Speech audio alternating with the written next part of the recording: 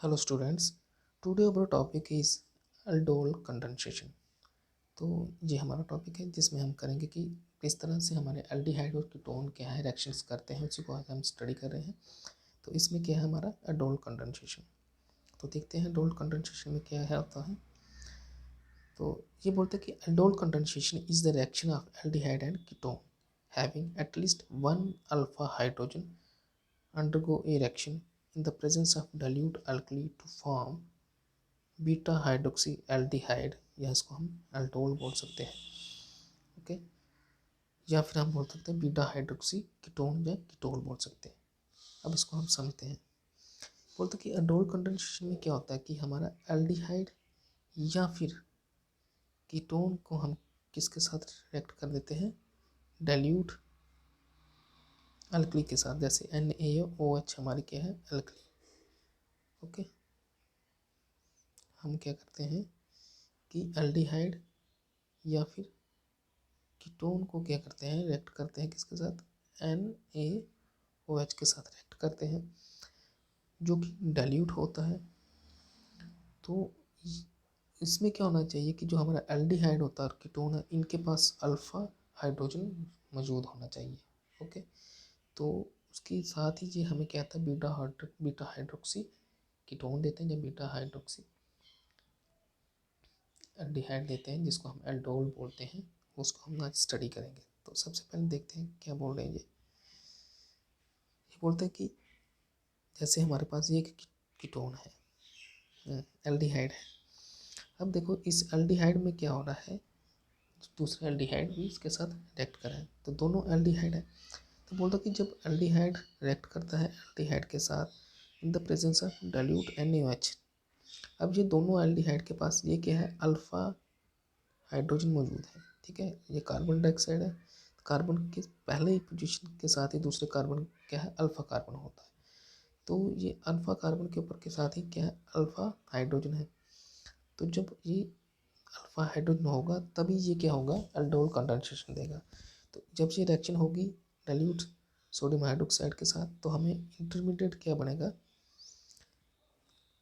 यहाँ से CH3, यहाँ पे CH3CHO, तो ये क्या हमारा बन गया, CH3CHO, फिर CH2CHO, ये क्या बन गया हमारा, इंटरमीडिएट बन गया।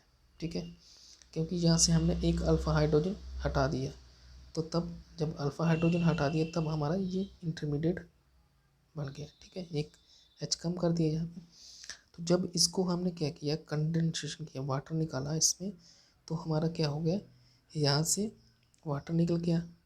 तो इस तरह से OH ग्रुप यहाँ से निकाला। ओके, और एक हाइड्रोजन यहाँ से निकाला, तो हमारा क्या बन गया, बुटन 2 इनॉल। ठीक है, बुट 2 इन अल। ठीक है, ये हमारा प्रोडक्ट। तो ये जो प्रोडक्ट बना थी इसी को हम क्या बोलते हैं, अल्डोल। अब इसको अल्डोल क्यों बोलते हैं, इसको हम देखते हैं।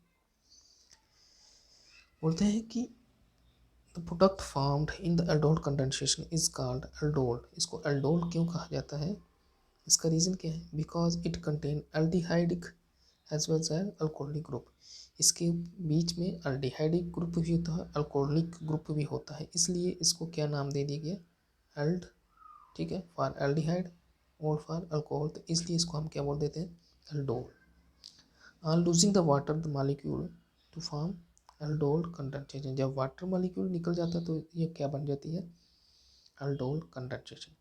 ये तो हो गया एल्डिहाइड के केस में। सिमिलरली अगर हम क्या करें, aldol condensation can be occur between the ketones containing at least one alpha hydrogen. हमने पहले बोला कि अल्डोल कंडेंसेशन किस में होती है, एल्डिहाइड में और कीटोन दोनों में होती है। तो बोलते कि अगर कीटोन के पास भी अल्फा हाइड्रोजन है तब भी वहाँ पे क्या होगी, हमारी अल्डोल कंडेंसेशन हो जाएगी। तो उसको हम देखते हैं। ये हमारा क्या है, प्रोपन 2 ऑन। तो यहाँ पे देखो ये कार्बन है, तो ये भी अल्फा पोजीशन पे है, ये वाला कार्बन, ये है भी, ये वाला कार्बन भी क्या है, अल्फा पोजीशन पे है। तो इनमें से किसी भी के साथ ये क्या हो जाएगी, अल्फा हाइड्रोजन निकल सकता है। तो एक प्रोपन टू ऑन को हमने दूसरे प्रोपन टू ऑन से देखा, तो यहाँ पे भी ये भी अल्फा पोजीशन पे, ये भी अल्फा पोजीशन। तो जब रिएक्ट होगी तो क्या निकलेगा हमारा CH3CO, तो ये क्या बन गया CH3, है ना। तो यहाँ पे क्या है C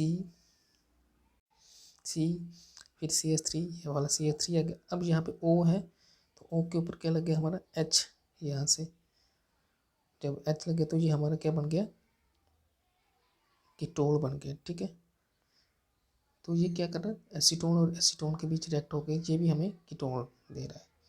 फिर इसी कीटोन को ये इंटरमीडिएट बना, जब हमने इसको क्या किया कंडेंसेशन किया इसका, तब हमारा क्या बना 4-मिथाइल पेंट 3 in 2O, ठीक है। जब ये कंडेंसेशन किया किसको, जब हमने इंटरमीडिएट को कंडेंसेशन किया इसको, जैसे यहाँ पे हम देख लें, तब हमारा क्या हो जाएगा वाटर निकल जाएगा। वाटर कैसे निकलेगा, यहाँ से OH ग्रुप निकलेगा, ठीक है, OH ग्रुप निकलेगा, और यहाँ से एक हाइड्रोजन निकल गया, तो हमारा वाटर बाहर निकल गया और हमें क्या मिल गया 4-मिथाइल पेंट 3 in 2O, ठीक है। तो ये क्या बन गया हमारा कीटोन। ये रिएक्शन हो गई हमारी कौन सी एल्डोल कंडेंसेशन। अब ये बोलते हैं कि क्रॉस एल्डोल कंडेंसेशन क्या होती है। क्रॉस एल्डोल कंडेंसेशन में क्या होगा, the reaction between the different aldehyde having at least 1 alpha hydrogen in the presence of dilute alkali. बोलते कि वो वाली रिएक्शन जिसमें क्या होगा कि एल्डिहाइड तो होंगे, लेकिन वो एल्डिहाइड क्या होंगे अलग अलग होंगे। मान लो कि एक एल्डिहाइड हमारा क्या हो गया, तो इसमें क्या होता है कि जो हमारे एल्डिहाइड होते हैं, जैसे एक एल्डिहाइड दूसरा एल्डिहाइड, इसको हम L2 मान, तो दोनों एल्डिहाइड के बीच क्या होगी डाइल्यूट अल्कली के साथ करेंगे इसको ट्रीट। लेकिन इसमें क्या होता है कि दोनों एल्डिहाइड अलग अलग होते हैं। जो हमने पहले किया सिंपल एल्डोल कंडेंसेशन में, उसमें एल्डिहाइड जो ग्रुप थे वो दोनों सेम थे, लेकिन जहाँ पे एल्डिहाइड ग्रुप क्या है दोनों के अलग अलग हैं, ठीक है। तो इस केस में जैसे हमने क्या लिया, यहाँ पे एक एल्डिहाइड क्या है इथेनॉल ले लिया, दूसरा एल्डिहाइड हमारा क्या है प्रोपेनॉल। तो इसमें क्या होगा, इसमें भी हम अल्फ़ा हाइड्रोजन को ढूंढेंगे, तो यहाँ पे अल्फ़ा हाइड्रोजन ये है और यहाँ पे अल्फ़ा हाइड्रोजन ये नहीं है, कौन सा जो हमारा कार्बोनिल ग्रुप के पास होगा, तो ये हमारा अल्फ़ा हाइड्रोजन। अब क्या होगी रिएक्शन होगी, तो ये हमारा इंटरमीडिएट देगा इस तरह से, ठीक है, जैसे पहले दे रहे थे इंटरमीडिएट दे देंगे। अब इसमें क्या होगा कि जो हमारा यहाँ पे हाँ प्रोडक्ट इंटरमीडिएट इस तरह से बन जाएगा जैसे पहले किया, ठीक है। CH3 जैसे कि हम दे रहे हैं CH3COH, तो ये गया CH3COH, ठीक है। उसके बाद क्या आ गया CH3, ये आ गया CH3, यहाँ से एक हाइड्रोजन निकला और ये क्या बन गया CH, ठीक है। अब CH और CHO सेम वैसे आ गया, तो ये पूरा का पूरा ये इंटरमीडिएट बन गया। अब हमने वाटर निकालना है, तो वाटर निकालने के लिए हम क्या करेंगे, यहाँ से OH निकालेंगे, ओके, और यहाँ से क्या निकलेगा एक हाइड्रोजन निकलेगा, तो हमारी कंडेंसेशन हो जाएगी, तो हमारा वाटर बन निकल जाएगा। तो ये हो गया हमारा, तो हमारा एल्डोल प्रोडक्ट मिल गया। उसी तरह अब ये बोलते हैं कि अगर हम प्रोपेनॉल को इथेनॉल के साथ करें, तो ये भी सेम प्रोडक्ट इसी तरह से देगा, ठीक है, क्योंकि क्या है एक्सचेंज करके। अब जब इथेनॉल को इथेनॉल के साथ कर रहे हैं तब हमें ये प्रोडक्ट मिलेगा। सेम रिएक्शन है वैसे ही है जैसे चल रहा है, सिर्फ हमें पोजीशन किसकी देखनी है, अल्फा हाइड्रोजन की पोजीशन देखनी है, ठीक है। अब जब प्रोपेनॉल को प्रोपेनॉल के साथ किया तो इस तरह से सेम प्रोडक्ट दे रहा है, ठीक है। तो पोजीशन किसकी है ध्यान रखना है, अल्फा हाइड्रोजन का हमें ध्यान रखना है, ओके।